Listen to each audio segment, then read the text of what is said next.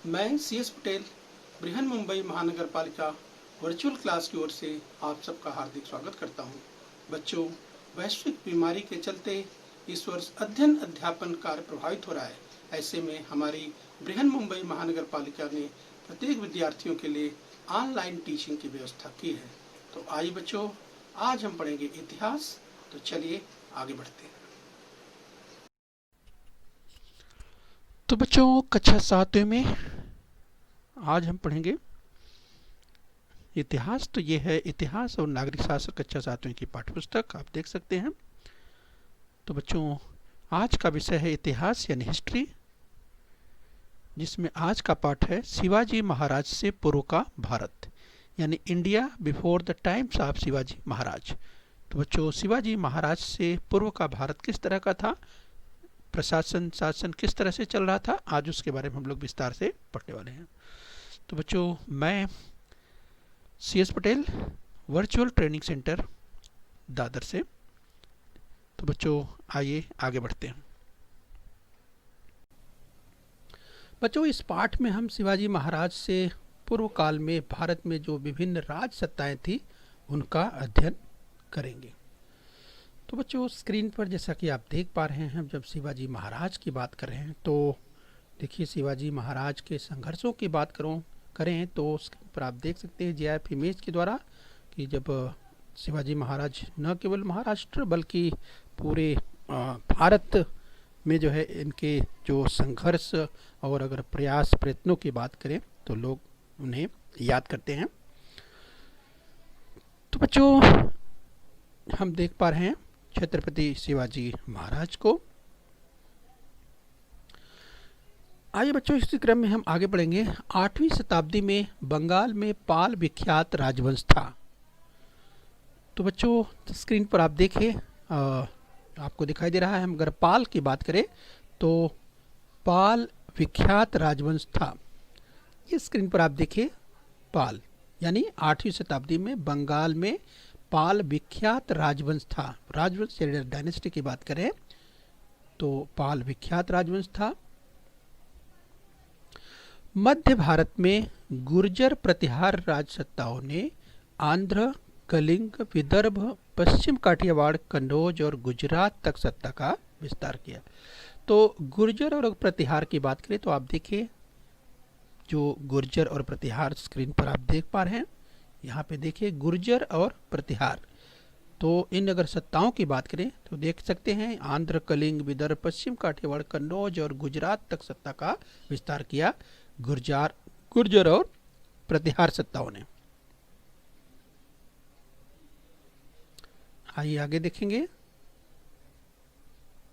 बच्चों, उत्तर भारत के राजपूत वंशों में गढ़वाल वंश, परमार वंश महत्वपूर्ण थे। तो चलिए गढ़वाल की बात करें तो आप स्क्रीन पर देख पा रहे हैं। यस, जो गढ़वाल वंश की बात करें वो आप देख पा रहे हैं। इसके बाद परमार वंश आप देख पा रहे हैं स्क्रीन पर। तो गढ़वाल वंश और परमार वंश ये महत्वपूर्ण थे। राजपूतों में चौहान वंश का पृथ्वीराज चौहान, ये बहुत ही पराक्रमी शासक थे। चौहान वंश स्क्रीन पर आप बाईं ओर देख सकते हैं बच्चों, चौहान वंश की बात कर रहे हैं। बच्चों, पृथ्वीराज चौहान की बात करें तो बच्चों, पृथ्वीराज चौहान जो स्क्रीन पर आप देख पा रहे हैं, तो पृथ्वीराज चौहान ने तराई के प्रथम युद्ध में, यानी अगर पहले युद्ध की बात करें बच्चों, यस, तो यहाँ पर स्क्रीन पर आप तराई देख पा रहे हैं। तो ध्यान से देखिए तराई, और यहीं पर बच्चों फर्स्ट बैटल ऑफ तराई, यानी जो बच्चों तराई का प्रथम युद्ध हुआ था, फर्स्ट बैटल हुआ था बच्चों, इस पहले युद्ध में, प्रथम युद्ध में पृथ्वीराज चौहान ने पराजित कर दिया था।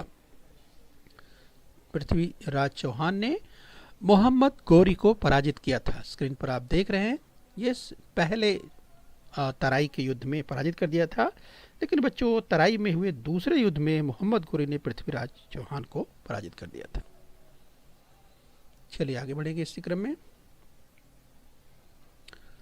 तमिलनाडु के चोल वंश के राजराज प्रथम, तो बच्चों आप बढ़िए दक्षिण की ओर, तमिलनाडु की ओर, ध्यान से देखिए। यहाँ पर जाइए दक्षिण की ओर, चोल देखिए, चोल डायनेस्टी की बात करेंगे। चोल जो राजवंश है, तो चोल वंश के राजराज प्रथम और राजेंद्र प्रथम, तो ये देखिए राजराज प्रथम और राजेंद्र प्रथम ये असाधारण महत्व रखते थे। तो बच्चों तमिलनाडु के चोल वंशों की बात करें जिसमें राजराज प्रथम और राजेंद्र प्रथम ये असाधारण महत्व रखते थे। आगे देखेंगे इसी क्रम में, चोल शासकों ने नौसेना के बल पर मालदीव द्वीप और श्रीलंका को जीत लिया। तो हम बच्चों चोलों की बात कर रहे हैं।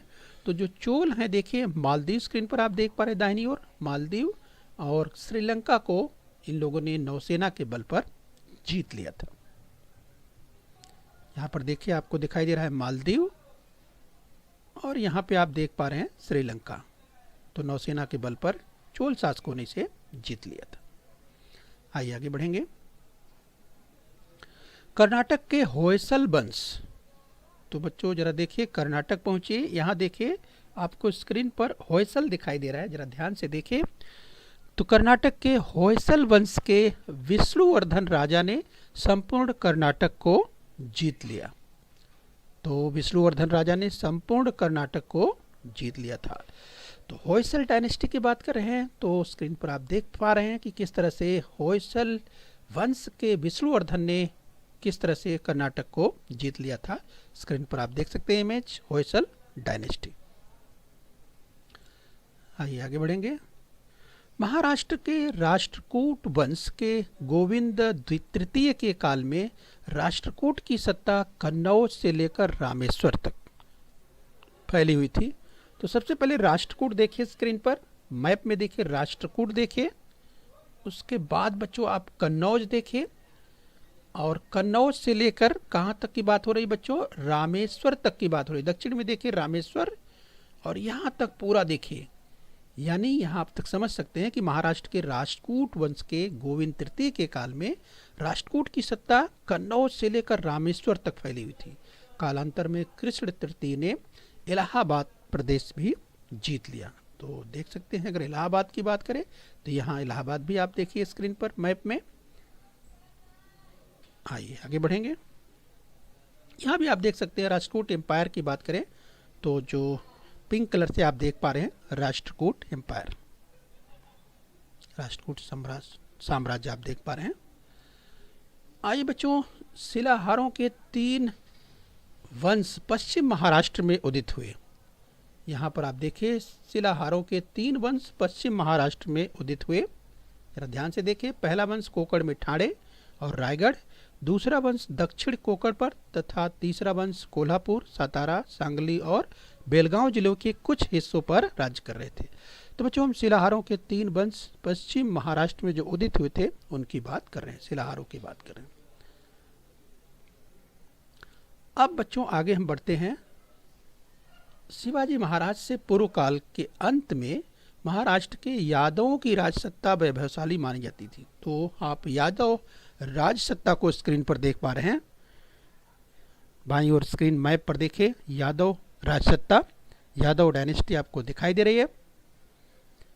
यहाँ पर आप देखिए महाराष्ट्र के यादवों की राजसत्ता वैभवशाली राजसत्ता मानी जाती है। आइए इसी क्रम में आगे बढ़ेंगे। बच्चों यादव वंश का शासक भिल्लम पंचम की राजधानी औरंगाबाद के समीप देवगिरी में थी। तो स्क्रीन पर आप यादवाज को देख पा रहे हैं।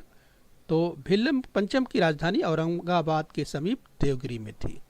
यहाँ पर आप देख पा रहे हैं यादव डायनेस्टी की बात करें, उसने कृष्णा नदी के पार अपनी सत्ता का विस्तार किया। यादवों का शासनकाल मराठी भाषा और साहित्य का स्वर्ण युग माना जाता है। बच्चों ध्यान रखिए, परीक्षा में पूछा जा सकता है। यादवों का शासनकाल मराठी भाषा और साहित्य का स्वर्ण युग माना जाता है। अब देखिए अगर हम बात करें बच्चों यस, तो साहित्य का स्वर्ण युग, मराठी भाषा और साहित्य का स्वर्ण युग माना जाता है। इसी कालखंड में महाराष्ट्र में महानुभाव और वारकरी संप्रदायों का उदय हुआ। महानुभाव, तो बच्चों स्क्रीन पर आप देख सकते हैं, अगर महानुभाव की बात करें तो महानुभाव संप्रदाय, महानुभाव पंथ के रूप में आप देख सकते हैं स्क्रीन पर। तथा इसी कालखंड में वारकरी की बात करें तो यहाँ पर हम आपको वारकरी का चित्र दिखाते हैं। देखिए किस तरह से बच्चों बहुत ही चर्चित और बहुत ही प्रसिद्ध है वारकरी संप्रदाय। स्क्रीन पर आप देख सकते हैं किस प्रकार से ये जो पंथ है इस तरह से बच्चों ये मनाते हैं। तो ये वारकरी संप्रदाय बच्चों महाराष्ट्र के में इसी कालखंड की हम बात कर रहे हैं, इसी महानुभाव और वारकरी संप्रदायों का उदय हुआ। चलिए बच्चों, हम उम्मीद करते हैं कि यहाँ तक आपने पाठ को समझ लिया है। तो आइए अभ्यास का सेशन ले लेते हैं, थोड़ा सा अभ्यास कीजिए। चलिए, डैश शताब्दी में बंगाल में पाल विख्यात राजवंश था। तो बच्चों आप याद कीजिए, 4 विकल्प आपके पास हैं। 4वीं शताब्दी, 8वीं, 12वीं या 16वीं। किस शताब्दी में बंगाल में पाल विख्यात राजवंश था? मुझे लगता है आपको याद आ गया होगा। तो चलिए अपना उत्तर मिला लीजिए। जो सही उत्तर है 8वीं, अर्थात 8वीं शताब्दी में बंगाल में पाल विख्यात राजवंश था। चलिए एक और प्रश्न ले लेते हैं। डैश नामक यानी किस स्थान, डैश नामक स्थान पर हुए प्रथम युद्ध में पृथ्वीराज चौहान ने मोहम्मद गोरी को पराजित किया। अब बच्चों स्थान का नाम चुनना है, कौन से स्थान पर जो युद्ध हुआ था, प्रथम युद्ध में पृथ्वीराज चौहान ने मोहम्मद गोरी को पराजित किया था। कुरुक्षेत्र, तराई, रामेश्वरम या काकोरी। 4 विकल्प आपके पास है। मुझे लगता है कि आपको तुरंत याद आ गया होगा। जो सही उत्तर है वो है तराई। तो तराई नामक युद्ध पर या तराई नामक स्थान पर जो प्रथम युद्ध हुआ था उसमें पृथ्वीराज चौहान ने मोहम्मद गोरी को पराजित कर दिया था। इस बच्चों तो हम उम्मीद करते हैं कि आपने अच्छी तरह से समझ लिया है। चलिए एक और ले लेते हैं। यादवों का शासनकाल मराठी भाषा और साहित्य का क्या माना जाता है, यानी डैश माना जाता है, रिक्त स्थान है। 4 विकल्प आपके पास है, स्वर्ण युग, रजत युग, कांस्य युग या हीरक युग। तो 4 विकल्प आपके पास है, हमने इसकी चर्चा की थी, आपको याद आ गया होगा। जो सही उत्तर है वह है स्वर्ण युग। यादवों का शासनकाल मराठी भाषा और साहित्य का स्वर्ण युग माना जाता है। बच्चों, बृहन मुंबई महानगर पालिका के इस चैनल को सब्सक्राइब कर लीजिए और बेल आइकन प्रेस कर लीजिए। तो बच्चों हम उम्मीद करते हैं यहाँ तक आपने समझ लिया है। आगे फिर मिलेंगे। आज के लिए इतना ही। Thank you very much.